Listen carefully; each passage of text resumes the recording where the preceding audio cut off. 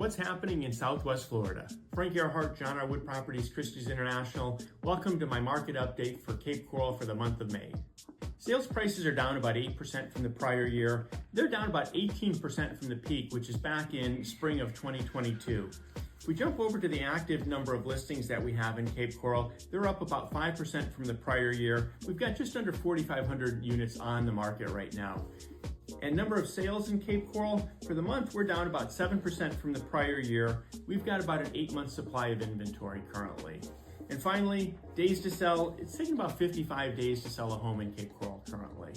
So my outlook for Cape Coral, I think we're going to continue to have downward pressure on pricing through the summer, early fall. People are sitting on the sidelines right now on the buyer's side, waiting to see, are we going to have another busy hurricane season this year? Sales prices for Fort Myers for the month of May 2025 were even with prior year. As you can see from this graph, it's been pretty steady the last couple of years. We haven't seen big upswings, we haven't seen big downswings. Jumping over to the number of active listings that we have on the market, we're up about 18% from the prior year.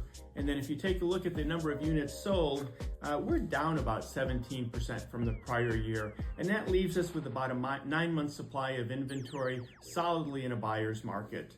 And on average, it's taking about 54 days to sell a home in Fort Myers currently. So for Fort Myers, my outlook, we've kind of got this stalemate going in Fort Myers where sellers feel that their homes are priced more than what buyers are willing to pay. And so that's why transactions are down and inventory has grown quite a bit. But we're not seeing big fluctuations in pricing. I don't see a big drop in prices coming, but I do think that there will be continued downward pressure on pricing in Fort Myers. Prices on Fort Myers Beach are down about 14% from the prior year. If you take a look at the number of active listings, we're up about 63% from the prior year. As you can see from the graph, there's quite a bit of inventory for sale on the beach currently. And number of sales on the beach are down about 22% from the prior year, and that gives us about a 21-month supply of inventory solidly in a buyer's market. And on the beach, it's taking about 98 days currently to sell a home.